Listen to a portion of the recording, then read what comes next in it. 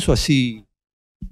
Gracias. Quiero ver esto. Hola, buenas noches, buenas tardes, noches a todos. Primero quiero darme cuenta. Esto es así. Bueno, yo voy a arrancar con sarcoidosis, contar un poquitito de qué se trata. No, ya estoy haciendo lío, pero es que no. Esto se supone que es el...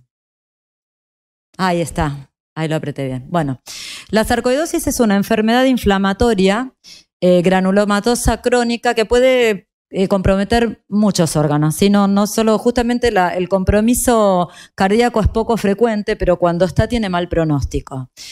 La manifestación más frecuente de la sarcoidosis es el compromiso pulmonar y el compromiso ganglionar, que puede pasar totalmente desapercibido clínicamente a ser un cuadro agudo, muy florido, pero en general es una enfermedad de difícil diagnóstico. Eso por un lado. ¿Por qué el PET con fluorodesoxiglucosa? Porque permite identificar las áreas con inflamación cardíaca activa con una elevada sensibilidad del 89% y una especificidad del 78%.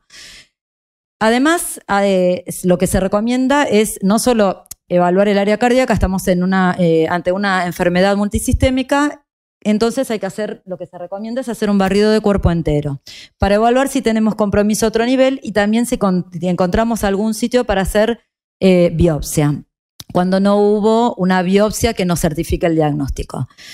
Y por otro lado, ha aumentado el uso específicamente en lo que es el compromiso cardíaco de las imágenes, o sea, el diagnóstico no invasivo de la sarcoidosis cardíaca, porque la biopsia endomiocárdica, si bien es el patrón oro diagnóstico, tiene un bajo rendimiento, tiene una baja sensibilidad que va del 20 al 30%, porque en general el compromiso es focal y parcheado. Entonces a veces es difícil hacer el diagnóstico. Eso llevó al crecimiento de las metodologías de diagnóstico no invasivas.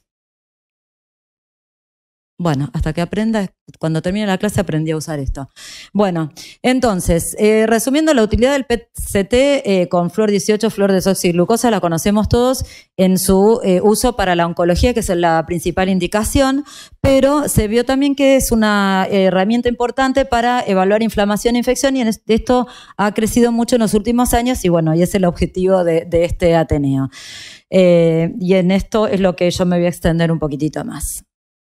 Bueno, ¿por qué la fluor 18 FDG sirve también para evaluar inflamación e infección? Nosotros cuando evaluamos patología oncológica, lo que sucede es que las células oncológicas tienen una sobreexpresión de las proteínas GLUT de membrana, que son 9, pero bueno, de la 1 a 3, sobre todo la 1, son las que más se sobreexpresan en las células oncológicas, y eso es lo que hace que haya mayor avidez a que ese fluorodesoxiglucosa ingrese a esas células. Por un aumento de la exoquinasa, ¿sí?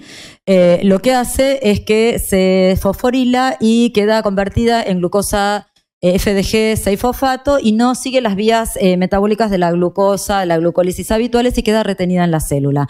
Pero esto mismo que les acabo de contar en relación a la célula oncológica también sucede en la célula inflamatoria, porque también las células de la inflamación y también en la hipoxia se produce esta sobreexpresión de proteínas GLUT de membrana. Esto es lo que justifica el uso del PET-CT con fluorodesoxiglucosa en las enfermedades inflamatorias e infecciosas, ya que los neutrófilos, monocitos, macrófagos van a tener un alto nivel tanto de esas proteínas GLUT de membrana como de exoquinasa, y eso favorece su ingreso a la célula. Acá todo para que lo vean en dibujitos.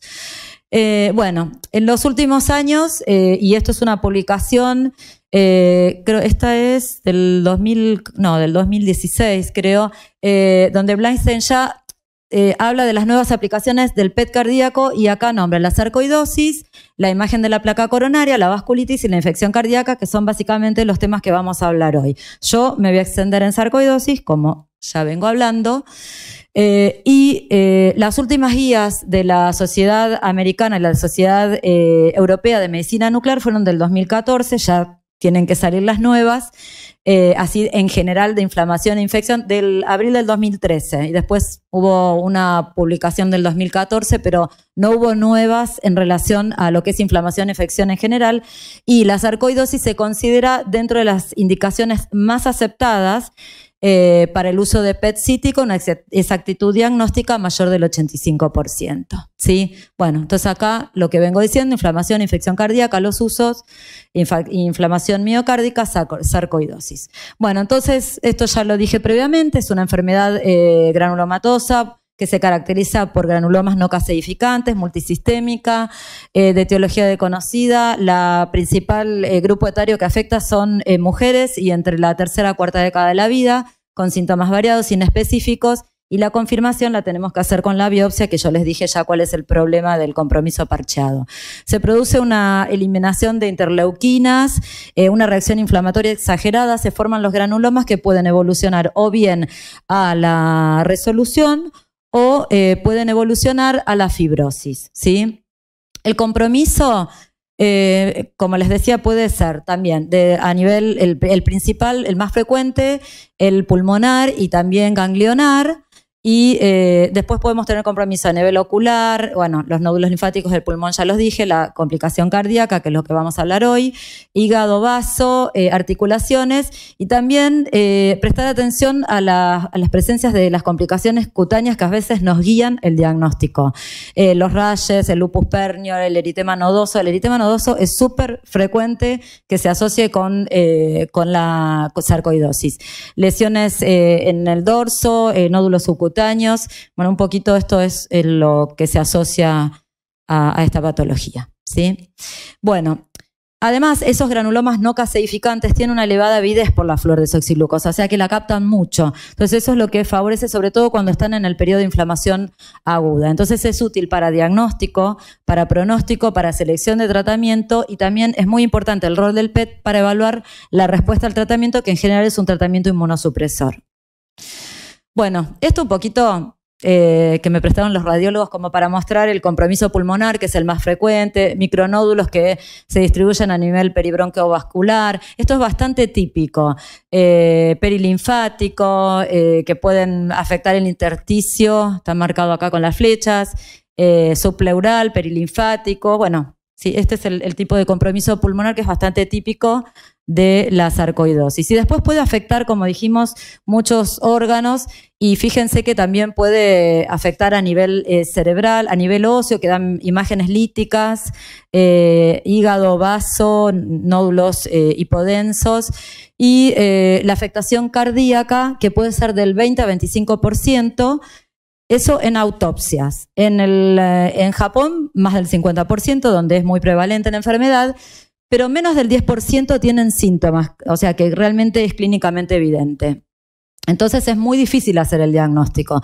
Esto un poco para mostrar lo importante del barrido corporal total en los estudios con FDG, donde ya vamos a saber que si hay afectación de más de 3 órganos ya tenemos otro pronóstico, más allá de que ya el compromiso cardíaco es de mal pronóstico. El SBmax es una forma que tenemos de cuantificar en el PET y también se relaciona con el mayor compromiso y mayor grado de inflamación.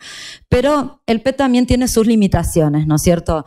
Puede simular linfoma. De hecho, el linfoma es un problema. Yo que hago también PET oncológico, muchas veces se confunde la sarcoidosis con el linfoma. Es el gran simulador, tenemos que tener mucho cuidado. Obviamente que termina el diagnóstico en la biopsia, generalmente de las adenopatías mediastinales.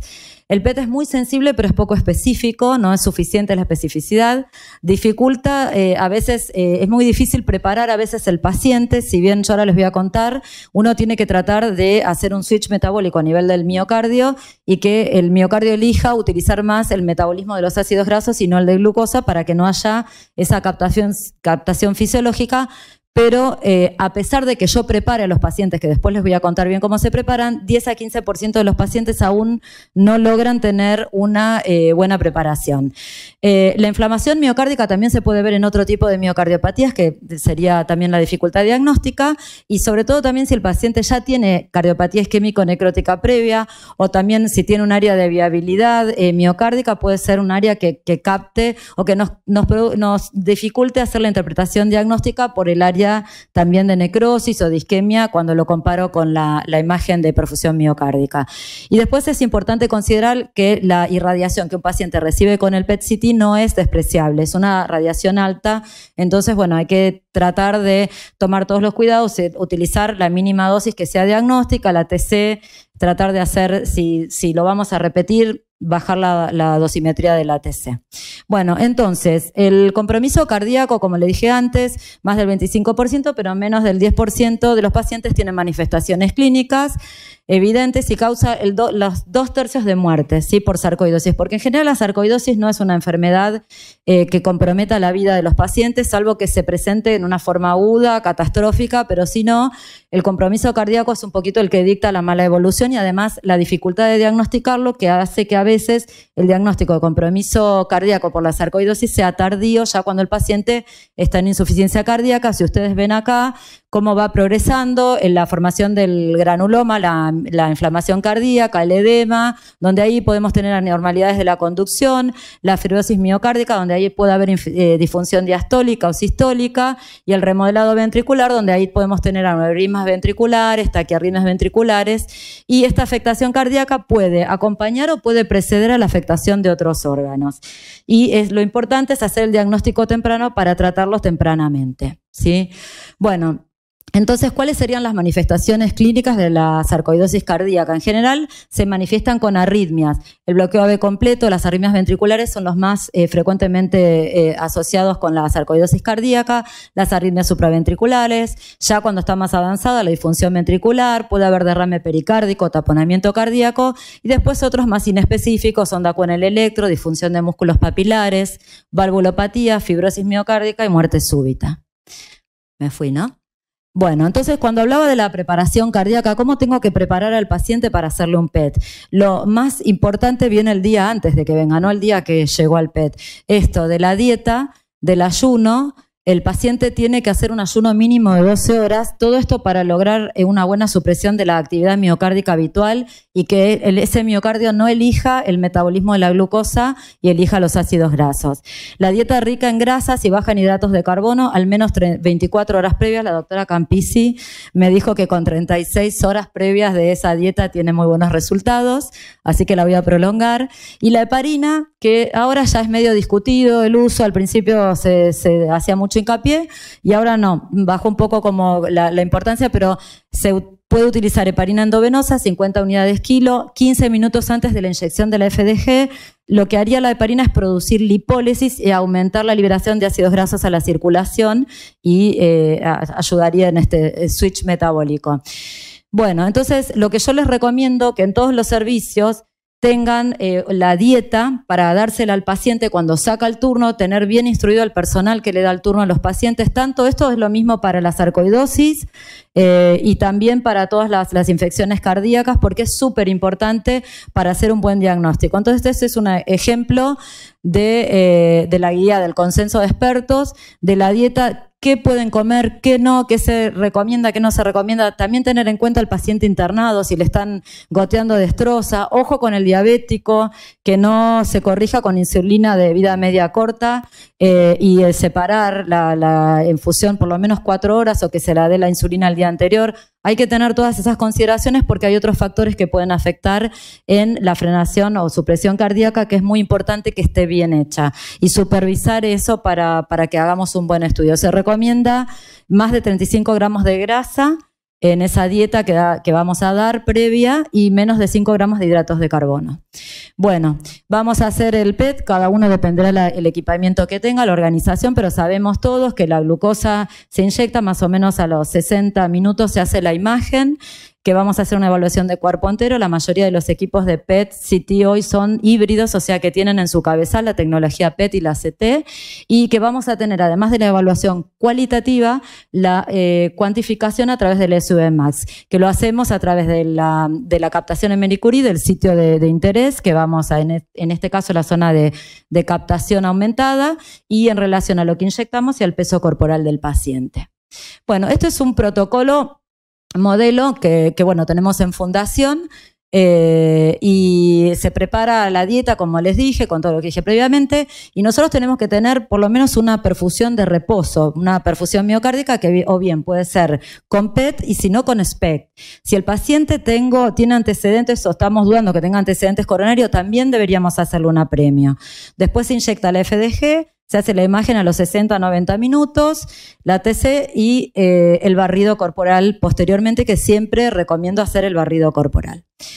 Bueno, esto son las guías prácticas de la Asociación Americana de Cardiología Nuclear que salieron en el 2016, donde habla de todo, de la inflamación, infección, y más o menos es todo lo que les vengo diciendo, así que no me voy a extender en esto. También ellos plantean el protocolo de imágenes, dan las recomendaciones en relación a la preparación del paciente, a la realización del estudio y también a la interpretación de las imágenes, que después se los voy a ir mostrando, así no me voy en el tiempo.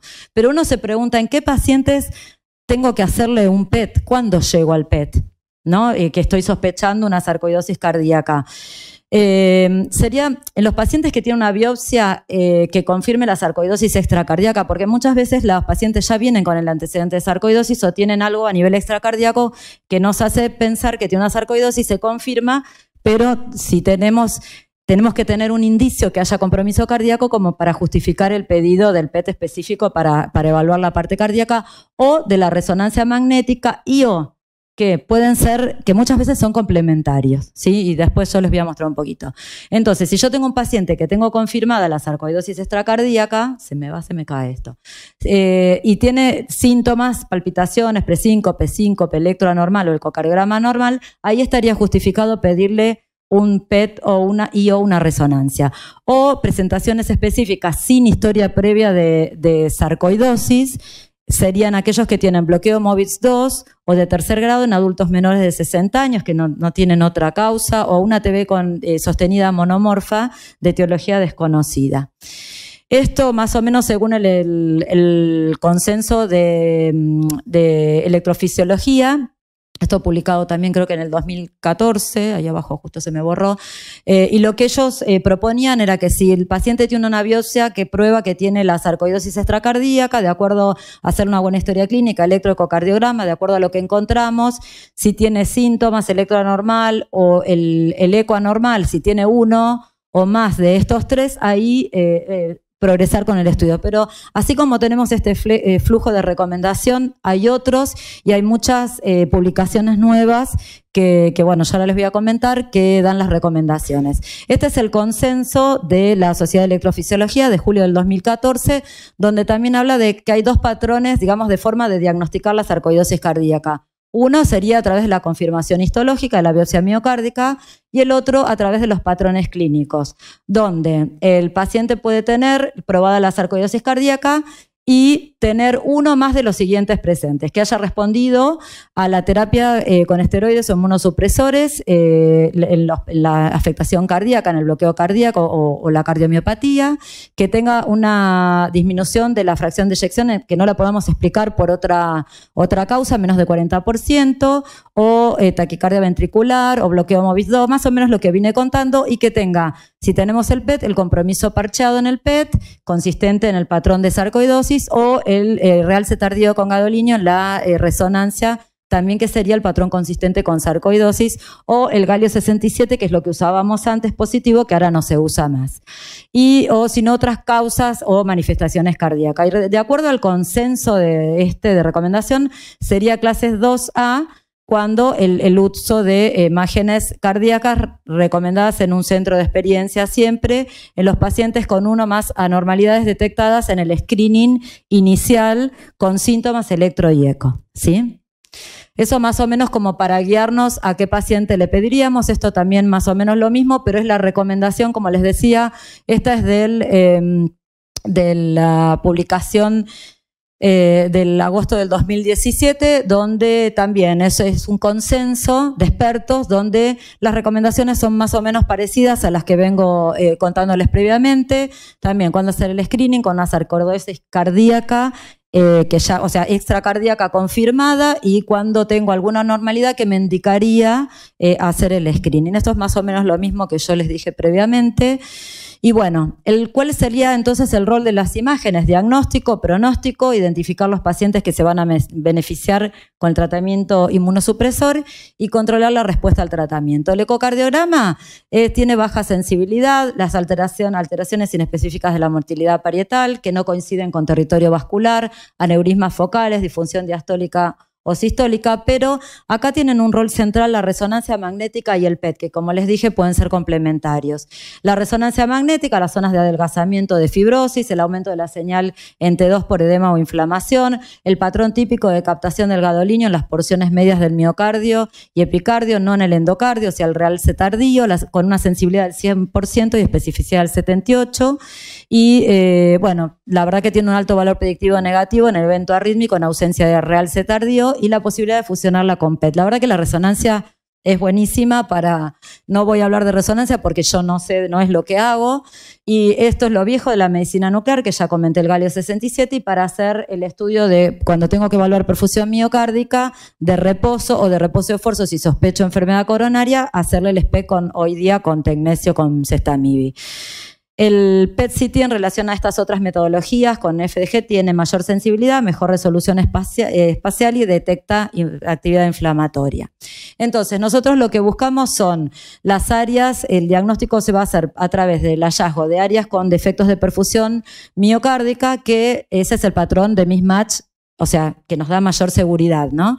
Y vamos a tener las áreas de captación de la flor desoxiglucosa, generalmente heterogénea o en focos, y esto tiene una elevada sensibilidad, entre 89 a 100%, y una especificidad variable, que tiene que coincidir con las áreas, como este caso, de hipoperfusión miocárdica. La resonancia magnética tiene una sensibilidad de 75 a 100% y una especificidad de 76.9 a 78%. Bueno, esto también mostrarles que ya hay varios trabajos que están comparando y analizando lo que es la fusión de resonancia magnética, tanto en la sarcoidosis como en otro tipo de miocarditis, y la verdad que las imágenes son fabulosas. Se podría hacer por fusión por software, porque la verdad que tener un híbrido de PET-MR es difícil. Bueno, estos son un poquito los flujos que según acá sobre este artículo de revisión, plantea que ante la sospecha de sarcoidosis lo ideal sería empezar con una resonancia magnética si no existe una contraindicación, y acorde al flujo, el flujo diagnóstico estaría un poquito guiado por la resonancia magnética, siempre y cuando el paciente no tenga un marcapaso, un cardiodefibrilador implantable o alguna contraindicación, y si es negativo, bueno, pues salvo que exista muy alta sospecha clínica, ahí ya se detiene el flujo diagnóstico, y si es inconcluso o positivo, ahí seguiríamos con el PET.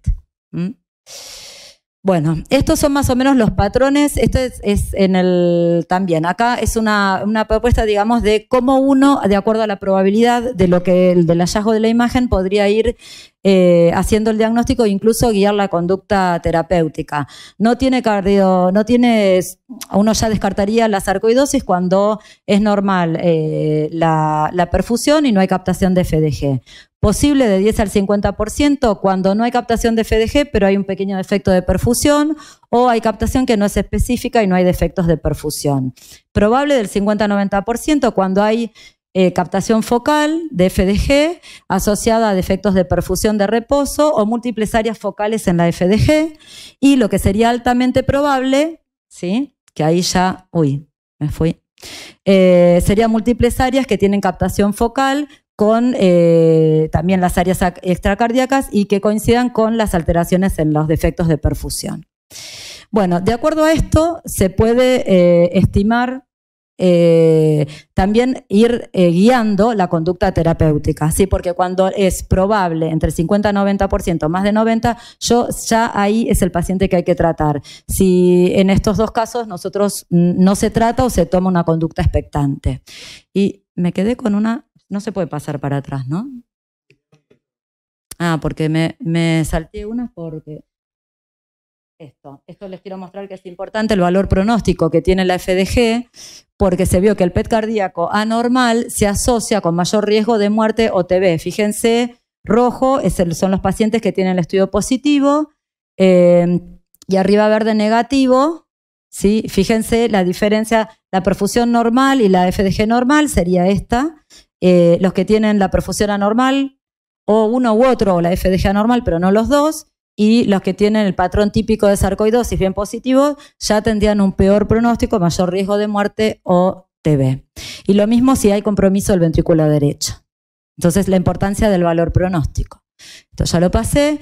El tratamiento, corticosteroides, las arritmias con CDI o ablación de la taquicardia ventricular, y sintomático, por supuesto, en los pacientes que tienen insuficiencia cardíaca. Un caso para que vean la respuesta al tratamiento, ¿sí? El seguimiento y cómo mejoran los pacientes después del tratamiento, y lo claro que se ve en el estudio PET, y la disminución de la extensión o de la intensidad de la captación de FDG se asocia con significativa mejoría de la fracción de eyección en el ventrículo izquierdo. Eso es importante. Este es un caso, bueno, nuestro del PET, que además tiene compromiso sistémico, como para mostrarle cómo responden al tratamiento. Y para ir terminando, les quiero contar algunas cosas así que tampoco estamos tan lejos, pero que se están buscando otros radiofármacos que no tengan de este problemita de la supresión cardíaca, ¿sí?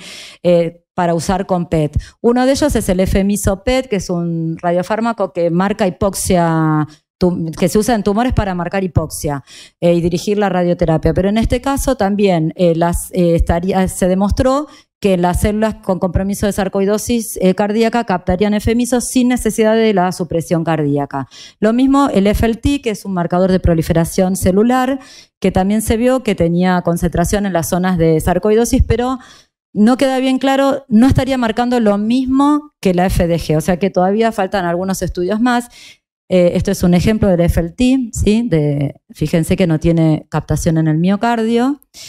Y lo que a mí más me gusta es esto, que es con el galio 68 DOTA-NOC, que son dotapéptidos que evalúan la presencia de receptores de somatostatina, que se vio que estos granulomas tienen sobreexpresión de receptores de somatostatina, lo que utilizamos para tumores neuroendocrinos, y se vio, están haciendo bastantes trabajos y han tenido muy buenos resultados, muy buen rendimiento diagnóstico, y no hay que hacer frenación cardíaca. Así un poquito esto como para contarle. Esto ya es otro sí inalcanzable, pero yo le digo que los dotapéptidos son alcanzables porque ahora se pueden utilizar, pero bueno, se están buscando distintos radiofármacos como para evitar este problema de la frenación cardíaca. Entonces, para terminar, el estudio PET-CT con FDG identifica las áreas focales con inflamación miocárdica y las anormalidades en la perfusión que pueden aumentar o disminuir la probabilidad diagnóstica.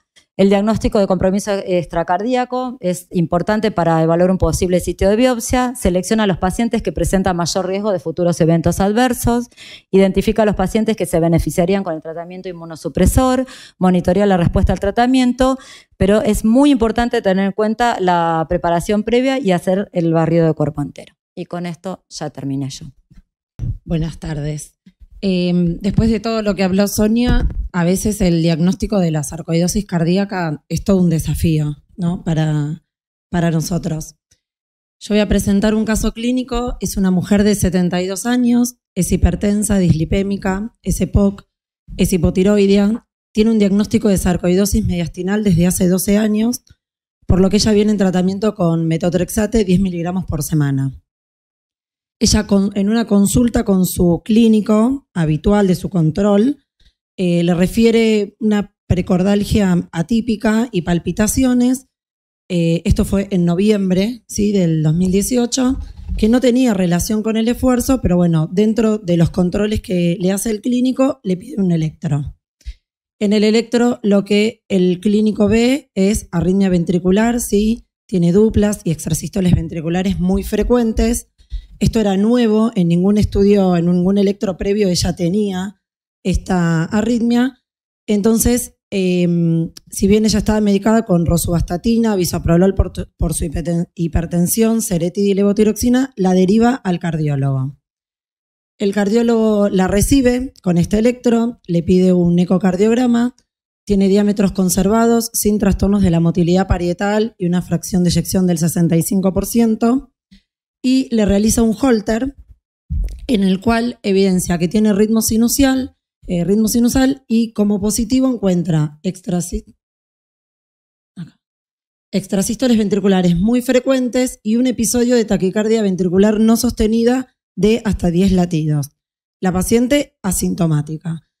Con este hallazgo en el Holter, evaluada también por un servicio de electrofisiología, se ponen de acuerdo y a la paciente le inician tratamiento con amiodarona, hablan con su neumonólogo por el compromiso pulmonar de la paciente, quien está de acuerdo, ¿sí?, en agregarle amiodarona, y nos llaman para ver qué utilidad tendría, ¿sí?, hacerle una resonancia y un PET a esta paciente pensando en el compromiso, ¿sí?, o una sarcoidosis cardíaca activa, una inflamación cardíaca por sarcoidosis. Si nos guiamos por este paper de Circulation, se sabe que la indicación para estudiar estos pacientes con PET, ¿sí?, para llegar al diagnóstico de inflamación miocárdica activa por sarcoidosis es clase 2A, y lo que en realidad se está evaluando es para saber si el tratamiento antiarrítmico o no en pacientes que están con inmunosupresores puede tener alguna implicancia o no. Entonces, en base a esta indicación 2A, le piden una resonancia.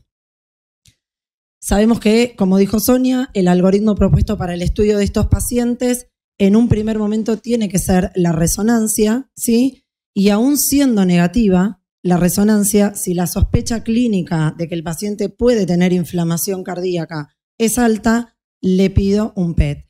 El PET lo que nos va a acercar es más a la probabilidad o no de que este paciente tenga compromiso de inflamación miocárdica.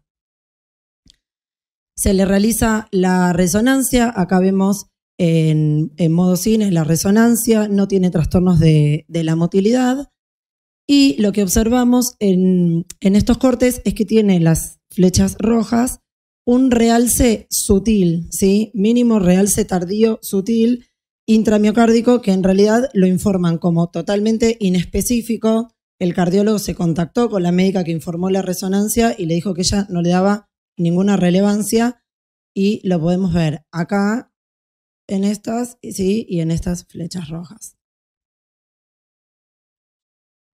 Entonces, el informe de la resonancia informa que el ventrículo izquierdo, los volúmenes de fin de diástole y de fin de sístole se hayan conservado, la fracción de eyección también está conservada, y como les decía recién, se observa que en las imágenes con gadolinio hay un sutil realce intramiocárdico inferolateral basal inespecífico, sugestivo de miocardiopatía no isquémico-necrótica. Evalúa, bueno, la aurícula izquierda se halla aumentada, el ventrículo derecho también está conservado y no tiene ningún compromiso, no hay signos de infiltración grasa, el pericardio es libre, y a nivel pulmonar sí lo que se observan son múltiples ganglios mediastinales con aumento del intersticio pulmonar, esto secundario a su sarcoidosis. Estos, bueno, son los parámetros, por si después alguien los quiere ver. La paciente, en el medio en que se hace la resonancia, ¿sí?, y uno espera la autorización para el PET, intercurre con un episodio en la casa de Angor en clase funcional 4. Ese episodio fue súbito y totalmente nuevo para la paciente, por lo que la llevan a la guardia, ingresa a una guardia de un sanatorio donde le realizan un electro. No tenemos imágenes de este electro porque esto es todo lo que nos comentó el cardiólogo, ¿sí?, por epicrisis. La paciente tenía ritmo sinusal, ningún dato positivo, no tenía ninguna evidencia de alteraciones en el ST. Le realizan un ecodoppler cardíaco en el cual, como positivo, ellos encuentran una asinergia septal anterior y anterior apical. El resto de los parámetros estaban conservados. Entonces, ante este hallazgo y en el contexto de que, para poco importante, la hija de la paciente es médica, y ante el episodio anginoso y esto, deciden directamente hacerle un cateterismo, sin pruebas de esfuerzo. Se le hace un cateterismo y, sorpresa, se le ve la coronaria derecha, es hipoplásica y tiene una lesión moderada, leve en tercio medio, del 40%. Y, ahí está. Y en la descendente anterior sí se ve una lesión severa, ¿sí?, por lo que se decide angioplastiar y se implanta un stent con drogas. Acá tenemos la imagen de la coronaria, la descendente anterior, que quedó perfecta. Ahí estamos. Bien. Bueno, la paciente se va de alta, ¿sí? Le agregan aspirina y Proseurel y tiene el tratamiento para su cardiopatía coronaria. Entonces, ahora, ¿sí? El cardiólogo tiene más preguntas todavía. Nosotros también, que éramos los que estábamos esperando hacer el estudio autorizado, que no es para menos. Entonces, en la enfermedad epicárdica, ¿es la enfermedad epicárdica responsable de este dolor que la paciente tuvo y de la arritmia ventricular? Ahora, en este momento que la señora se realizó una angioplastia, ¿le vamos a hacer un PET para descartar inflamación después de un procedimiento invasivo como el que tuvo? Y si decidimos hacérselo, ¿en cuándo? ¿No? Recién se hizo una angioplastia, ¿cuánto tiempo hay que esperar? ¿Alguien quiere aportar algo de esto? ¿Alguna duda o pregunta o respuesta?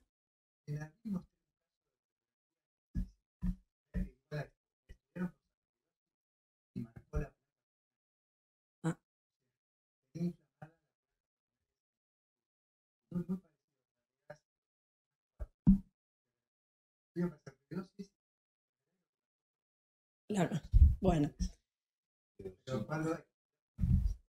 Bueno, nosotros hablamos con el cardiólogo, sí. El cardiólogo insistió en que este episodio que terminó en la angioplastia del descendente anterior fue algo súbito y que no tenía nada que ver, ¿sí? Él no cree que la arritmia ventricular era por eso y estaba convencido que quería descartar inflamación cardíaca por sarcoidosis. Entonces, para la primera pregunta de si es responsable o no, no lo sabemos. Hablando con el médico, que desde Italia le contestó a la doctora Campisi, la paciente sigue con las mismas precordalgias que tenía, que si bien eran típicas, nunca más repitió el dolor súbito que tuvo en clase funcional 4, pero tiene precordalgias habituales. Después les voy a mostrar en la evolución del Holter, ¿sí? Porque eso sí lo tenemos. El PET para descartar inflamación es borderline, ¿sí? En realidad no se sabe. El cardiólogo convencido y dijo, yo quiero que se lo hagan igual. Si es negativo, me quedo tranquila. Si es positivo, bueno, vemos qué hacemos. Esperemos que, bueno. Y en cuanto al tiempo de cuándo realizarle, ¿sí? Entre la angioplastia, si esperar o no para el PET, fuimos al oráculo Dr. Di Carli. Porque no hay nada escrito, no encontramos nada del tiempo. Él en un mail a la doctora también le respondió que él nos enfatizó la indicación borderline de este estudio, ¿sí? Que no es del todo clara y que nos podía llegar a confundir más. Pero que al menos había que esperar 6 semanas, ¿sí? Entre la realización de la angioplastia y la realización del PET, es como opinión de un experto. Entonces, le comentamos esto al cardiólogo de cabecera y él insistió que quería hacerle el PET, que ya estaba autorizado, que no lo iba a perder y que aparte al tener un alto valor predictivo negativo, como dijo Sonia, si el PET daba negativo, estábamos todos más contentos. Entonces, la interpretación, ¿sí? Acá en el Practice Point, Sonia ya los mostró de ASNEC. En cuanto a la interpretación del estudio, ellos remarcan también que el diagnóstico de sarcoidosis cardíaca activa podría ser dificultoso, si no imposible, en pacientes que tengan enfermedad coronaria. Pese a esto, hicimos igual el PET. Hicimos el PET, sí, utilizamos el protocolo. No me voy a extender en la dieta, pero el ayuno, nosotros en el servicio hacemos un ayuno de 36 horas. Somos terriblemente incisivos en la dieta, ¿sí? Se lo llama a la paciente, se la persigue, qué comió, qué no comió. Bueno, el ayuno igual que lo hagan 2 horas, pero en la dieta, qué comer y qué no, ¿sí? Porque tienen muchas dudas. Esta paciente, por ejemplo, ¿entendió? Sí, entendió. Y cuando le preguntamos, iba a comer galletitas en el desayuno. Entonces, no, galletitas tampoco. Nosotros le hicimos la perfusión de reposo con amonio, ¿sí? Se le inyectaron 10 milicuries. Se puede usar SPECT también, pero siempre tiene que ser híbrido, ¿sí? Con TC para la corrección por atenuación.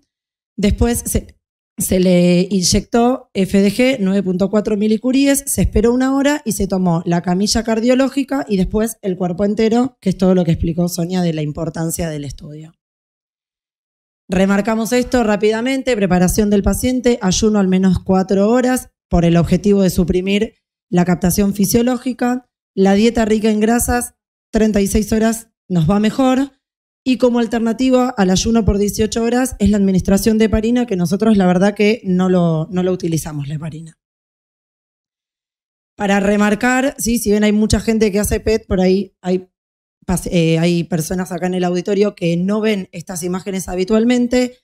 Si nosotros queremos detectar isquemia, ¿sí? O miocardio viable, lo que tenemos que hacer es incrementar el consumo de glucosa por parte del miocardio. Entonces le damos una carga oral de glucosa y lo que nosotros vemos en las imágenes es captación de FDG en un miocardio que está viable, ¿sí? Si lo que nosotros queremos detectar es inflamación vascular o miocárdica, debemos suprimir el consumo de glucosa. Entonces, un miocardio que no está inflamado, nosotros vemos toda la FDG en el pool vascular y vemos que el miocardio está libre, ¿sí? No tiene captación. Entonces, hicimos el PET finalmente, ¿sí? Nosotros tenemos acá las imágenes de perfusión. Esto es en la consola de adquisición. Alineamos las imágenes de perfusión, ¿sí? De esto va a depender todo el resultado y después la conformación de las imágenes de esta alineación. Acá podemos ver el stent, ¿sí? Un regalito que nos dio la imagen que le colocaron a la señora y después vemos la imagen de fusión, ¿sí? En la imagen de fusión vemos la correcta supresión gracias a la dieta de 36 horas de la señora y el ayuno. Entonces, esta es la imagen del PET-TC cardíaco. Arriba vemos la perfusión. No tiene defectos de perfusión el estudio. Y la FDG vemos que no tiene, ¿sí?, captación por el miocardio. Toda la FDG está en el pool vascular. Entonces, como resultado, nosotros tenemos que este estudio no tiene inflamación miocárdica activa por sarcoidosis. Para los que están acostumbrados más al color, acá está la misma imagen en color y se ve bien, ¿sí?, que todo el miocardio está libre de FDG. Este es el gatillado de nuestro estudio, que es concordante con el eco que le habían hecho. La fracción de eyección también es normal. Y a modo de complemento del estudio, como nosotros también le hacemos un cuerpo entero, encontramos, ¿sí?, un foco hipermetabólico con un SU max de 9.6 en el lóbulo tiroideo derecho, que acá también se ve en la imagen de fusión, ¿sí? Lo vemos acá en el PET. Y ahí. Y en el cuerpo entero también se observan todas las adenopatías. Acá se ve como muy clarito, pero bueno, acá en el de fusión se ve mejor. Todas las adenopatías con leve a moderada actividad metabólica. Esto es la importancia también de hacer un cuerpo entero. Acá tenemos más cortes donde se ven todas las adenopatías. Bueno, y como impresión diagnóstica, el estudio FDG PET-CT corporal total informa compromiso ganglionar mediastino iliar pulmonar bilateral con leve a moderada actividad metabólica en concordancia con antecedente de base remitido. La paciente nos trajo una tomografía que se había hecho en otro centro y las adenopatías eran similares, no había progresión, no había cambios. Y un foco hipermetabólico en el lóbulo tiroideo derecho sin claro correlato morfológico en la TC que se sugiere valorar en el contexto clínico, laboratorio y eventual estudio ecográfico dirigido, ¿sí? Nosotros no tenemos laboratorio de la paciente de hormonas tiroides, por ejemplo. Entonces, en la evolución de la paciente, hablando con el cardiólogo, lo que nos dijo es que él le pidió un Holter, ¿sí?, que ahora se los voy a mostrar. Le solicitó un control también con el endocrinólogo que va esta semana, la paciente, más que nada para descartar que esta arritmia también no tenga alguna implicancia, algún trastorno tiroideo de la señora. Y bueno, y el seguimiento de enfermedad de base habitual que ella tiene. El Holter post-angioplastia no tiene taquicardia ventricular, pero persiste la señora, ¿sí?, con arritmia ventricular. Tiene duplas, tiene extrasístoles ventriculares. Entonces, el desafío, nosotros descartamos que tenga inflamación miocárdica por una sarcoidosis cardíaca, sí, pero ahora hay que estudiarla a ver por qué persiste esto y la tiroides puede llegar a ser también un punto. Bueno, nada más. Muchas gracias. Vamos a ver, a mí me tocan dos partes, voy a tratar de ser lo más rápido posible y práctico. La parte de María Paula, que no pudo venir, están en el Congreso de España de Reumatología, y la parte de inflamación. Agregué Fíjense, cuando vean el cartelito de New, información adicional respecto de la charla de abril en ASBIM, con todo lo que apareció nuevo.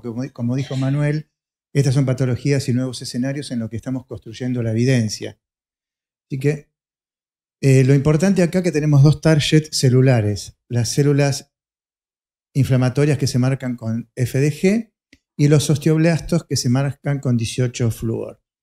Ahí nos vamos a centrar en lo que marca clásicamente la FDG como patrón inflamatorio y lo nuevo de microcalcificación, que es parte del síndrome inflamatorio en patología vascular. La supresión con la dieta tiene que lograr ser óptima, y si es óptima cuando marca por debajo del pool sanguíneo, como ya dijeron las chicas, para que los estudios sean de buena calidad. La primera área que vamos a tomar es la reumatológica, con 3 patologías. Por supuesto, la más clásica y la de mayor frecuencia es la vasculitis de grandes vasos, pero hoy cada vez más se diagnostica enfermedad relacionada con IG4 y últimamente, como les voy a mostrar, psoriasis. Las 3 con afectación cardiovascular. La IG4 es una de las grandes simuladoras, junto con sarcoidosis, sífilis, como se mencionó, y hasta ahora se creía lo clásico, que en el 20% de los pacientes producía aortitis y que era un determinante de mal pronóstico. Sin embargo, no es así. Ahí tienen un caso nuestro, un hematoma disecante de toda la aorta proximal, que era una IG4 y que marcó y se trató con corticoides y no necesitó cirugía. El problema es que no es solamente aortitis, produce enfermedad cerebrovascular, produce enfermedad coronaria no aterosclerótica y es una de las nuevas causas determinadas ahora de hipertensión pulmonar por compromiso inflamatorio de arteria pulmonar. O sea que en el territorio de IG4, que cada vez se diagnostica más y es más prevalente, tenemos mucho trabajo. Respecto de la vasculitis de grandes vasos, como siempre nos enseña Paula, tenemos 2 patrones, el de la arteritis de célula gigante en personas, generalmente mujeres de más de 50, y en el Takayasu en personas de menos de 40. De lo que se trata, y el uso de las técnicas no invasivas, es de evitar biopsias innecesarias y angiografías riesgosas. El problema de las aortitis de la vasculitis de grandes vasos son las complicaciones en grandes vasos, aorta abdominal y carótidas con enfermedad inflamatoria y disección. Muy bien, estas son las 2 cosas que las técnicas de imagen tienden a minimizar, las angiografías innecesarias y las biopsias inespecíficas en la mayoría de los casos. Tenemos que estar muy atentos porque esta es una enfermedad en general por PUC y posiblemente en el momento que le hagamos el diagnóstico está en el valle y tenemos que estar atentos a eso también. O sea, un estudio negativo no descarta un proceso inflamatorio porque el patrón es pico y valle, aún con tratamiento. Bueno, monitorea la respuesta a la corticoterapia y la afectación diferenciando aortitis de ateroma. Es útil para el manejo de las complicaciones, las estenosis y los aneurismas. Y el otro punto es que está aceptado para el monitoreo de la respuesta al tratamiento con corticoides y más o menos se estableció en base a la bibliografía disponible que a partir de los 10 días, si el PET lo utilizamos para el monitoreo de la medicación, ya se negativiza. Entonces es útil para el diagnóstico, para el pronóstico y para el seguimiento. Lo interesante es que este año se publicó una revisión seria de toda la bibliografía, el trabajo de Lee. Revisaron todo lo que está escrito hasta el 2018 y en los puntos verdes los trabajos que tenían seriedad científica. Y ellos concluyeron que sí, que tenemos una curva ROC óptima y una sensibilidad que está cercana al 85% para el diagnóstico de vasculitis. Sin embargo, no existen pautas para adoptar respecto de las técnicas de imagen y el problema no está en la técnica nuestra, sino que todavía los reumatólogos están usando la clasificación del año 90, como lo dijo Paula. Ellos este año ahora, en el EULAR, van a modificar la clasificación de vasculitis y nos van a traer toda la información nueva. Una vez que los reumatólogos modificaron esto, nosotros ya podemos actuar con un poco más de criterio. Esto hizo que se juntaran en Estados Unidos y en Europa, ASNEC y el EACVI, y se pusieran de acuerdo en las indicaciones. Y ya hay consenso y incorporaron el PET en la patología reumatológica de forma definitiva, para los 3 aspectos, diagnóstico y complicaciones, y el pronóstico y el seguimiento. La imagen más linda en cuanto a imagen no es el PET-CT, sino es el PET con resonancia. ¿Por qué la resonancia? porque da imágenes de angiografía de muy buena calidad y se utiliza la angiografía terapéutica solamente para dilatar las estenosis frecuentes que tienen este tipo de enfermos. La imagen de PET resonancia es óptima, mucho mejor que la del PET-CT. Y la última área estudiada en los últimos años es la psoriasis. Ya se determinó que los pacientes con psoriasis severa, que tienen compromiso inflamatorio de la aorta, tienen mucho mal pronóstico y además tienen coincidencia con los factores, los mediadores de necrosis tumoral que justifican ese patrón. Ahí tienen un ejemplo. Cuando hay aortitis en psoriasis es muy importante. Hasta ahora el PET era útil solamente para poner en evidencia la afectación severa de la piel en estos pacientes tan graves y se le agrega a esto el hecho de que si tienen compromiso de la aorta es severo y para monitoreo de tratamiento, tanto para las lesiones de piel como para la propia vasculopatía. Y acá lo que les dije, ya hay correlación en los pacientes con psoriasis severa, no solamente de la imagen, sino que todos los determinantes metabólicos de daño celular, TNF, interleuquinas, etcétera, están presentes cuando el PET es positivo.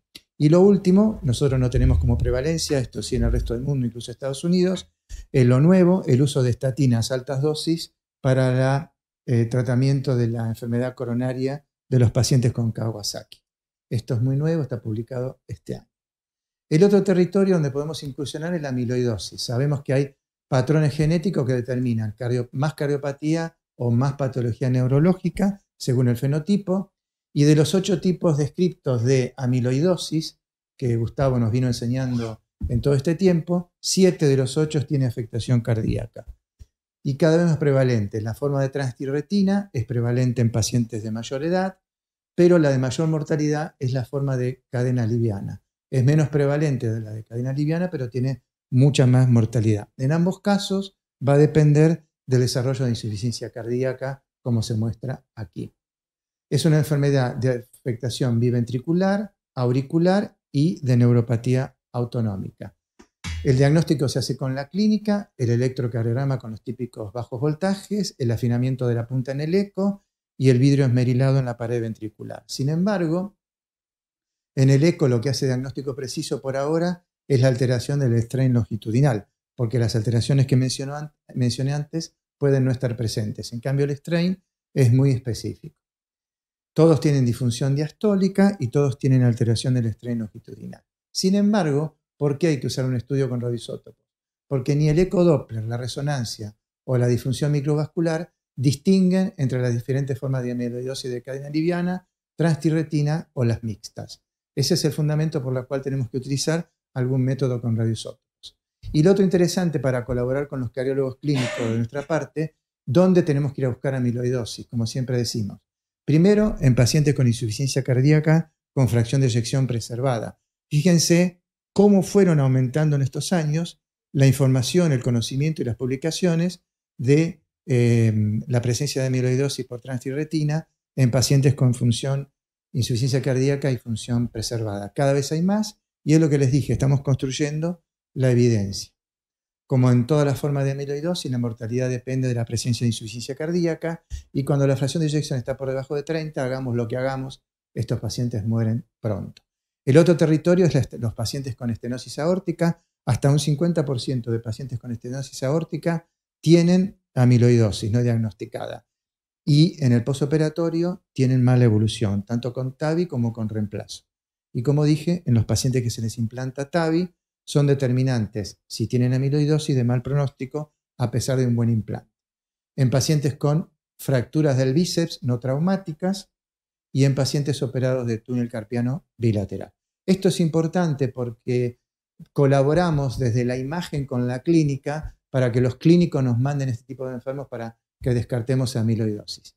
Bueno, y hasta ahora teníamos el electro, la información del eco, la resonancia y el uso de difosfonato con el score de Perugini, que junto con la determinación de cadena liviana en orina hacían un diagnóstico más o menos aproximado. La negatividad de la cadena liviana en orina y sangre y una captación en el difosfonato 2 o 3 hace el diagnóstico con alta sensibilidad y especificidad.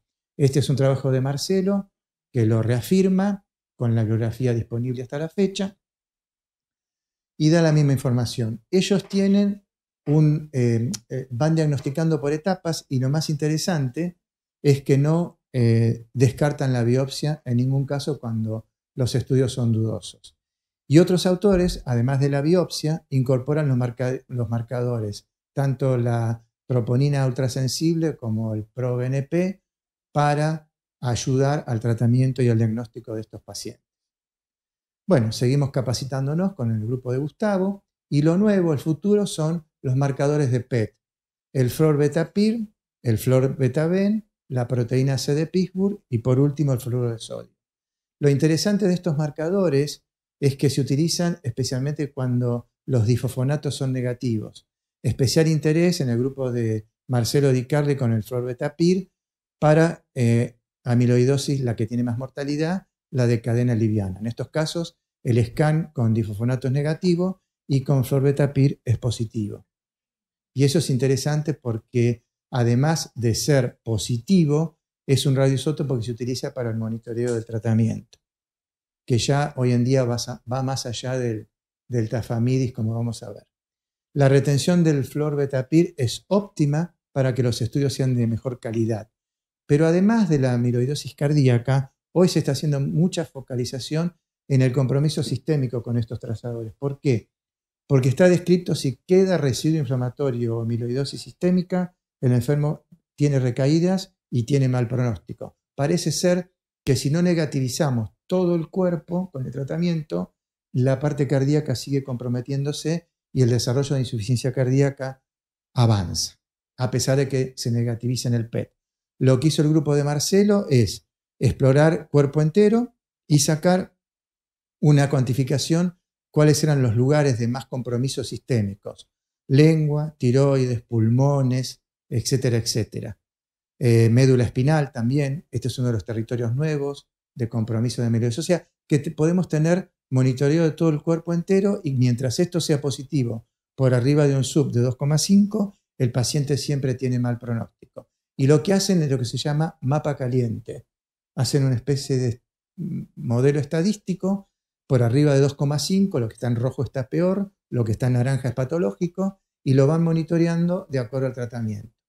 Entonces, la conclusión es que el PET es útil con estos nuevos trazadores en la afectación generalizada, especialmente cuando no fueron reconocidos por los difosfonatos y guía el manejo de las nuevas terapéuticas. El fluor-beta-ven también es muy útil, tiene una cinética de incorporación al miocardio muy buena y sirve para ambas formas de amiloidosis, pero fundamentalmente para la forma de cadenas livianas. Da positivo en las dos. Y este es un patrón muy interesante que muestra que cuando no hay amiloidosis, el PET es negativo, la resonancia normal y los difosfonatos son negativos. El otro patrón, en la forma transtiretina, el PET puede ser positivo, la resonancia siempre es positiva y el difosfonato siempre es positivo. Y en la forma más temida, en la de cadenas livianas, el PET es positivo, la resonancia positiva y el difosfonato negativo. Estados Unidos tiene una alta prevalencia de amiloidosis por cadenas livianas. Y la marcación con estos nuevos radioisótopos, especialmente con el fluor-beta-ven, es que marcan mucho en cadenas livianas, marcan también en transtibretina, pero menos, y no marcan cuando no hay amiloidosis. Bueno, muy bien. En la parte hematológica, el fluor-beta-ven se utiliza para monitorear la quimioterapia. Y por último, la proteína C de Pittsburgh, que se usa para amiloidosis neurológica, es la más sensible y específica para el monitoreo de la quimio. Y lo nuevo es que ha tenido relación con la negativización de los marcadores. Y por último, el fluoruro de sodio, que también ha sido utilizado en la forma transtibretina y en el que estamos haciendo nuestra experiencia. La ventaja del fluoruro es que marca la pared auricular y cuando esta es positiva, el paciente tiene más arritmia, más compromiso miocárdico, más fibrilación y peor pronóstico. Recordemos por ahora que la única herramienta terapéutica es el tafamidis, con una reducción entre el 12 y el 18% de la mortalidad, siempre y cuando el paciente tenga una fracción de eyección moderada. El tafamidis en pacientes con menos de 30 de FEI es inútil y no sirve para nada. Lo otro que se está reflotando es la proteína P, que es específica del amiloide, los primeros estudios experimentales con yodo 125 y ahora se está utilizando nuevamente con yodo 123 para el monitoreo del tratamiento. Parece ser que esta proteína es un marcador de respuesta al tratamiento y se está utilizando ahora en todo el mundo de nuevo con SPECT, yodo 123, y es muy útil para el monitoreo de la respuesta al tratamiento. Ahí lo tienen, la bibliografía ya es bastante concordante, así que hay evidencia al respecto. Muy bien, y lo nuevo, que ya salimos del tafamidis y ahora la amiloidosis se está tratando con 2 monoclonales. Este es el más utilizado en Estados Unidos y en Europa, y lo que se consigue es realmente una negativización sistémica del compromiso amiloide y no solamente cardiológico. Así que estamos en nuevos escenarios, nuevas terapéuticas, tenemos que ir aprendiendo. El otro escenario inflamatorio es la enfermedad coronaria. En primer lugar, para la predicción de eventos. ¿Dónde estamos parados en el presente para las coronarias? En primer lugar, lo clásico, que la FDG es marcadora de inflamación vascular. Eso ya queda bien establecido, hay muchos estudios, hay bibliografía que lo avala. Entonces, el segundo territorio donde la FDG fue útil es en las carótidas para certificar que en los pacientes sintomáticos estaban inflamados y la FDG sirvió. Y después llegó el fluoruro de sodio, también para carótidas, con el mismo resultado, altamente concordante con la FDG. Después vino las coronarias con FDG y con fluoruro de sodio, lo mismo. Los dos marcadores marcan lo mismo, arteria culpable. Siempre en las coronarias la que tienen más tendencia a marcarse, tanto con FDG como con fluoruro, es la arteria culpable en el síndrome coronario agudo. Es el fundamento para el uso de dosis alta de estatina. Lo interesante es que en el transcurrir de la evolución de la enfermedad coronaria, en la etapa de inflamación que podemos ver con el PET, tanto con FDG como con fluoruro, estos pacientes tienen 2 tipos de evolución. O se estabilizan y van hacia la calcificación con el tiempo, que es lo que vemos con la tomografía convencional, o se desestabilizan, se rompen y van a la unidad coronaria, formando parte de lo que conocemos como síndrome coronario agudo. Parece ser que lo que vemos con el fluoruro de sodio es más predictor de lo que vemos con FDG. Lo interesante es que si con FDG no marca, no va a marcar con fluoruro.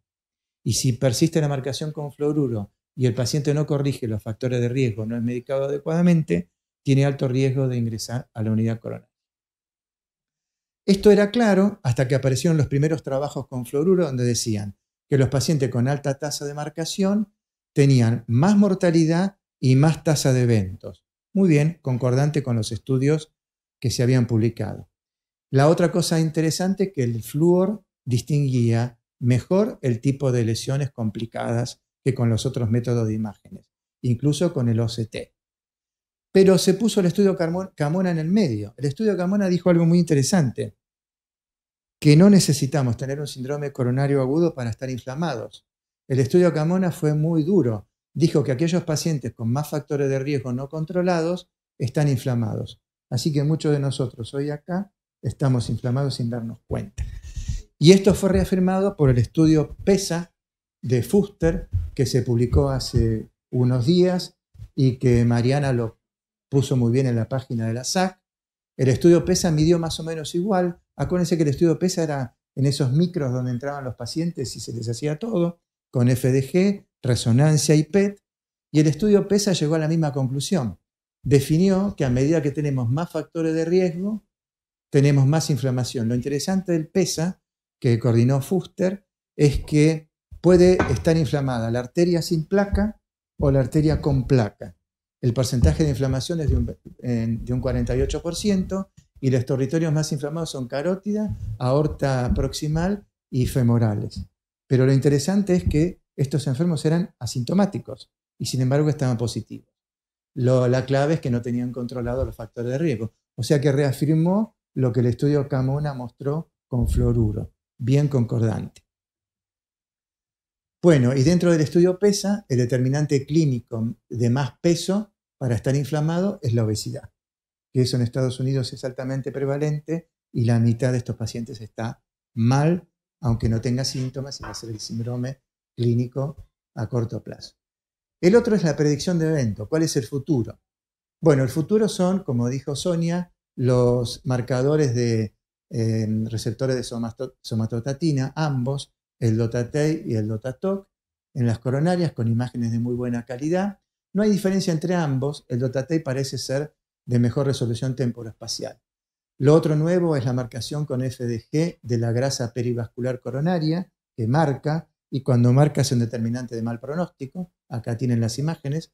O sea que se nos inflaman las coronarias y la grasa pericárdica. En ambos casos es de mal pronóstico. Y lo nuevo, que acá en Argentina se puede hacer, son las nanopartículas de poliglucosa marcados con F18, que son partículas chiquititas, que tienen una tasa muy alta de internalización en el macrófago, y las imágenes son de muy buena calidad, como ven acá. Esto acá lo podemos hacer. El otro tema es el llamado cross-linking o AISCA, que es la inflamación sistémica que acompaña a un síndrome coronario. Hasta ahora, con el modelo de Braunwald, nosotros teníamos factores de riesgo, teníamos aterosclerosis, nos infartábamos, nos ponían un stent, remodelábamos, entrábamos en insuficiencia cardíaca y nos moríamos. En el medio de todo este camino se perdía algo que pasaba sistémicamente, que era un síndrome inflamatorio que no era controlado por la medicación, o al menos en todos los casos. Había mucha bibliografía apoyando esto, y lo más importante, que el propio síndrome coronario, el infarto o la angina son los que disparan esta respuesta. Teníamos el concepto más viejo, era del AISCA, de la inflamación local, siempre acompañando el infarto a inflamación, tanto del miocardio como de la coronaria culpable, pero los estudios con lípidos, tanto del PRUV, el IMPROVE, el Júpiter, etcétera, y el CANTOS en el último año, dijeron que no, que siempre queda un residuo inflamatorio, aún con el control óptimo del LDL, que se marcaba con la PCR o con los eventos del paciente. Esto de la inflamación sistémica fue estudiado previamente en animales, es una respuesta de la médula ósea ante una injuria y que desata la respuesta de la médula, la respuesta del vaso y de la aorta proximal. Esto ya estaba escrito para animales de laboratorio y se creía que todo era una estimulación de la médula ósea que liberaba células promielocíticas inflamatorias y producía este patrón. Este es un infarto de corazón, pero acá no vemos el corazón, vemos la aorta proximal, la médula y el vaso en la etapa aguda, y 30 días después cómo se negativiza con el tratamiento. Esto es lo que acompaña a un gran porcentaje de pacientes con síndrome coronario, y después de los trabajos de Mami, que propuso y demostró que los que tenían esta respuesta tenían peor pronóstico. El problema es que no se sabía dónde empezaba, y con Ale, el año pasado ya vimos en el ASNEC que todo empieza en el cerebro. La respuesta del estrés es la que desata la respuesta en la médula ósea o en los grandes vasos. Existe, no sabemos cómo medirlo, pero ahí lo tienen. O sea, empieza en el cerebro. Nosotros tenemos experiencia con Emilio en estos pacientes, 32 pacientes donde 7 fueron positivos, 22% en lumbar, vaso y aorta, más o menos como manda la información de la bibliografía. Este es un caso típico. Esto es un AISCA negativo, así se tiene que ver un PET sin inflamación sistémica. Este es el enfermo, no adherente, lo mandaron para viabilidad. Bueno, estaba viable, pero como el enfermo era no cumplidor, un desastre, estaba todo inflamado, tenía marcación de la médula, del vaso, y miren la aorta toda marcada, y lo más interesante, que la inflamación estaba presente aún en ausencia de calcificación. Así que bueno, y ahora el concepto de menos es mejor se aplica para los lípidos, para la PCR, y cuanto menos PET tenemos, también es mejor. Y ahora el CANTOS tiene otras, a partir del CANTOS hay ya herramientas por afuera de las estatinas como los monoclonales que se podían utilizar. La otra idea interesante es la predicción de ruptura del aneurisma de aorta abdominal con menos de 5. Ya sabemos que con más de 5 tenemos que intervenir, en la mayoría de los casos con 4 y 5 es donde tenemos duda, pero no sabemos o no teníamos elementos que nos ayuden a definir cuál se iba a romper o no. A través de la publicación del estudio Sofía, que yo se los mandé al grupo, se demostró que aquellos aneurismas de menos de 5 que marcan con fluoruro se rompen más rápido y más. Bueno, buenas noches. Como se darán cuenta, no soy Mereta, soy Magalí Gobo, trabajo en el Instituto Cardiovascular de Buenos Aires y en el Hospital Ramón Mejía haciendo cardiología nuclear. Y esta noche les voy a hablar de la utilidad del PET-CT en endocarditis infecciosa, y para eso vamos a dividir la charla en dos partes. Una va a ser certezas y la otra va a ser incertidumbres. Vamos a empezar por lo que ya sabemos, y es que la endocarditis infecciosa continúa siendo una enfermedad prevalente en nuestro país, con 700 a 1.400 casos nuevos por año. La mortalidad, según el último registro EIRA, es del 23,5%. El 20% de los nuevos casos anuales son portadores de válvulas protésicas y o dispositivos, y los criterios de Duke modificados tienen una sensibilidad y especificidad variable dependiendo del escenario en el cual encontremos la endocarditis. A grandes rasgos podemos dividir estos escenarios en dos grandes grupos, teniendo en cuenta los criterios de Duke modificados. En el primer grupo vamos a tener las endocarditis de válvulas nativas izquierdas, donde la sensibilidad y la especificidad de los criterios de Duke alcanzan el 80%.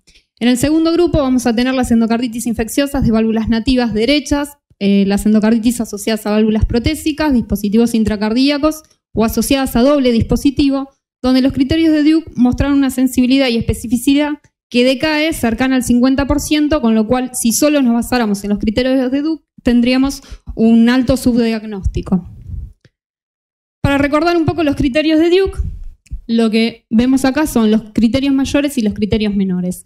Esto está extraído de nuestra guía SAC de endocarditis infecciosa, que es del 2016, donde vemos que los criterios mayores se basan fundamentalmente en dos pilares, que son el microbiológico, a través del hallazgo en hemoscultivos o en restos anatomopatológicos o histología, y en el pilar ecocardiográfico, donde se hace diagnóstico, un criterio mayor por encontrar la vegetación directa o por complicaciones halladas en el ecocardio. El pilar clínico solamente aporta un único criterio mayor, que se da si se presenta un soplo nuevo regurgitante. El resto de las afecciones clínicas constituyen criterios menores. Para la guía europea, esto ya no es así. Pueden ver que cambió en el 2015, el pilar ecocardiográfico pasó a imagenológico, y lo que ven es que no solo cuenta como criterio mayor los hallazgos del ecocardiograma, sino también lo que encontramos en el PET-CT o el SPECT-CT con leucocitos marcados en el caso de válvulas protésicas, o también criterios otorgados por TC cardíaca. Estos cambios se dieron fundamentalmente por el aporte de la publicación de la doctora Pisi, donde podemos ver que de 41 casos de endocarditis posible diagnosticada inicialmente por los criterios de Duke, el PET-CT pudo reclasificar el 64% de estos casos. De manera análoga, nosotros hicimos nuestra experiencia en el ICVA, que presentamos el trabajo en el Congreso SAC del 2018, donde estudiamos en forma retrospectiva y observamos 32 pacientes con implante de válvula protésica o dispositivo mayor a 1 año, y los dividimos inicialmente según el endocarditis team y los criterios de Duke modificados. En definitiva, que tuvimos 5 pacientes, posible 23 o rechazada 4. A todos ellos les realizamos un PET-CT. La característica principal de los pacientes que encontrábamos clasificados como endocarditis posible era la presencia de un único criterio mayor, que podía ser un ET positivo o un hemocultivo positivo, con una discordancia para prótesis del 64% y para dispositivos del 77%. Los pacientes que tenían ET positivo y hemocultivo positivo era porque el germen era no típico, por lo cual sumaba un criterio mayor y no dos mayores. Un criterio menor, perdón, y no dos mayores. Para el estudio, obviamente hicimos una supresión miocárdica con dieta, ayuno prolongado y la administración de heparina. Y para la interpretación de las imágenes usamos un criterio cualitativo y otro cuantitativo. Dentro del cualitativo se interpretó como sugestivo de infección la fijación intensa de tipo focal o heterogénea, y para la cuantitativa utilizamos los mismos datos del trabajo de Nazarena Pisi, donde el nivel de corte del SV máximo de 3,7 otorgaba una sensibilidad del 90% y una especificidad cercana al 80%. Y lo que obtuvimos son resultados bastante reproducibles a los del trabajo de Pisi. Como yo les había contado, ella reclasificó el 64% de los pacientes, pasando de endocarditis posible inicial, 20% pasó a rechazada y 44% pasó a definitiva. Nosotros obtuvimos que que el 22% pasó a rechazada y el 48% pasó a definitiva. Esto obviamente tuvo una implicancia en el tratamiento de los pacientes. De los 11 pacientes que pasamos a definitiva, 7 recibieron tratamiento quirúrgico con anatomopatología positiva para gérmenes y 4 recibieron solo tratamiento médico porque no tuvieron complicaciones o porque tenían alto riesgo quirúrgico para la cirugía. De los 5 que clasificamos como endocarditis rechazada, se suspendió el tratamiento médico a todos ellos y todos tuvieron un seguimiento a 1 año sin complicaciones. Entonces, lo que sabemos es que si tenemos una endocarditis posible por los criterios de Duke modificado, el PET-CT, si es positivo, otorga un criterio mayor. Esto la pasaría de posible a definitiva. Pero ¿qué pasa con las endocarditis rechazadas? Les presento un caso. Esta es una paciente de 89 años con antecedentes de un implante de TAVI 5 meses previos y un implante perioperatorio de marcapaso definitivo por complicaciones, donde se externa ya con tratamiento antibiótico por infección de la herida quirúrgica. En ese entonces el ISUNETE, que era negativo, y hemocultivos negativos. Si vamos a los criterios de Duke, la fiebre y la condición cardíaca son 2 criterios menores, lo que define una endocarditis rechazada, pero por alta sospecha clínica, el infectólogo no estaba contento y le pidió un ETE nuevamente. A la izquierda pueden ver la vista transesofágica a 120 grados con el implante de la TAVI. A la derecha ven la reconstrucción tridimensional. Acá lo pueden ver en movimiento. Y la conclusión está extraída del informe, donde dice que la prótesis está con gradiente adecuado, sin insuficiencia y sin evidencias que sugieran endocarditis. Nosotros le hicimos el PET y lo que obtuvimos fue una imagen hipercaptante de un SV de 5,8 en la región posterior de la prótesis aórtica. Entonces, a las rechazadas, en este caso la paciente tenía 2 criterios menores. El ET puede no diagnosticar un 30% de estas endocarditis por la resolución y el PET-CT positivo le otorgaría un criterio mayor pasándolas a endocarditis posibles. Obviamente esto trae aparejado un cambio en el tratamiento médico del paciente con una modificación directamente sobre la sobrevida. Bien, para terminar con lo que sabemos, vemos a ver qué pasa con las indicaciones en las guías. La SAC obviamente no dice nada acerca de las imágenes nucleares todavía. La guía europea, que son ambas, la americana y la europea, son del 2015. La europea ya indica en su algoritmo diagnóstico las endocarditis posibles rechazadas con alta sospecha clínica, sobre todo en válvulas protésicas, la realización de un PET-CT, una tomografía cardíaca o un SPECT con leucocitos marcados. Para los americanos, la evidencia que existe acerca del rol del PET-CT en las válvulas protésicas todavía no es una evidencia sólida porque está basada en todos estudios retrospectivos y observacionales, con lo cual sugiere que puede ser... ¿Cómo voy para atrás? Ahí. Sugiere que podría ser alentador en un futuro, pero todavía no lo considera como una indicación en su algoritmo.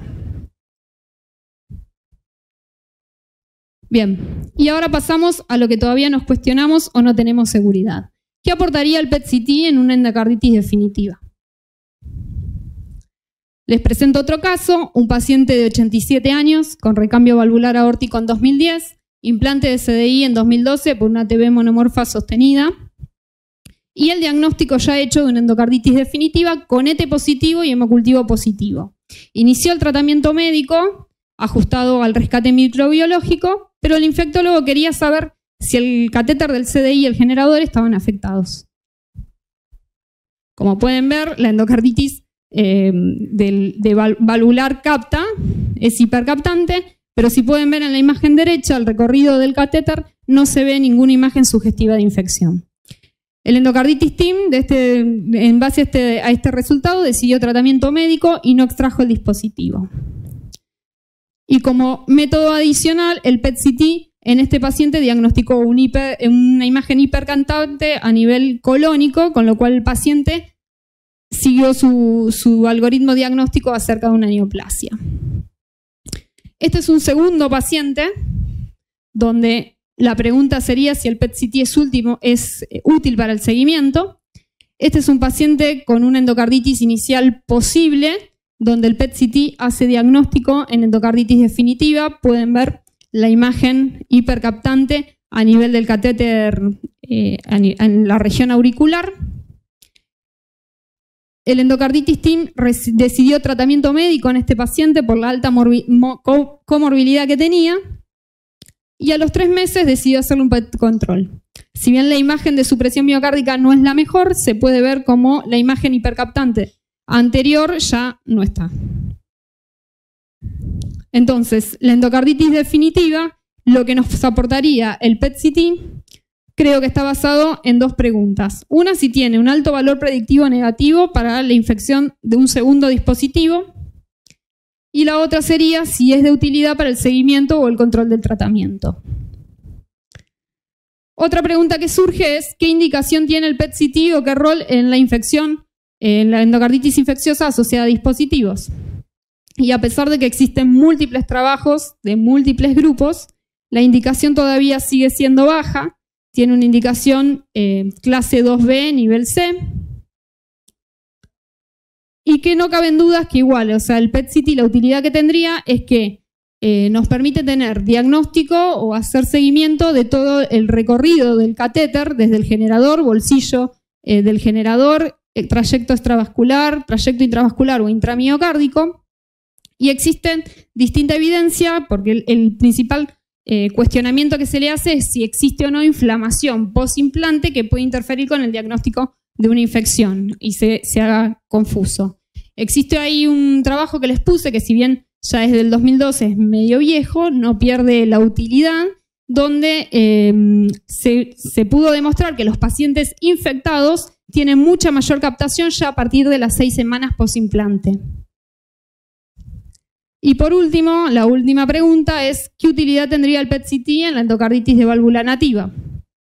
Y hay un trabajo que se publicó en abril de este año, donde se incluyen 115 pacientes con válvula nativa, 188 con válvula protésica, y se comparó la sensibilidad, especificidad, valor predictivo positivo y valor predictivo negativo del método, encontrando como resultados, obviamente, una muy baja sensibilidad del PET-CT para el diagnóstico de válvulas nativas, con una especificidad muy alta y un valor predictivo negativo intermedio. Entonces, el PET-CT en la válvula nativa sería solo útil en casos aislados para complementar la valoración de las complicaciones perivalvulares o para evaluar focos a distancia. Les presento otra paciente. Ella no tenía hechas cirugías, eran todas válvulas nativas. Ingresó al instituto por un síndrome febril prolongado. Venía recibiendo tratamiento antibiótico con mala involución. Se le realizaron 3 CTs consecutivos, los cuales fueron todos negativos, y tenía hemocultivos positivos, pero para gérmenes atípicos, y por la alta sospecha clínica del infectólogo le solicitó un PET. Y lo que pueden ver, obviamente, es una alta captación en la válvula, ¿sí? Y si ven también lo que está marcado, es una hipercaptación a nivel del vaso yugular derecho, que es un foco producto de una colocación de un catéter venoso central. Para concluir entonces, el PET-CT aporta un criterio mayor adicional, aumentando la sensibilidad diagnóstica de las válvulas protésicas clasificadas inicialmente como posibles o rechazadas, permite identificar una fuente extracardíaca de infección, sea foco primario o embolias a distancias, aportando un criterio menor, permite evaluar todo el trayecto de los dispositivos, lo que puede aportar un valor predictivo negativo en las endocarditis infecciosas asociadas a doble dispositivo, y el resultado del PET-CT influye en la planificación del tratamiento y en la sobrevida de los pacientes, y la realización de un PET-CT precoz podría establecer diagnóstico definitivo incluso antes de que ocurra un daño morfológico en la válvula, que es lo que habitualmente ven el ecocardiograma o la tomografía cardíaca.